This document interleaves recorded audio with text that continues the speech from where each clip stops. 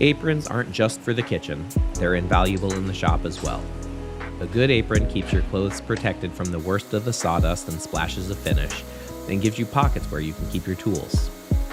Most come with a tape measure clip, pencil pockets, a place for a notebook, and then larger pockets for chisels or brushes or screwdrivers or whatever.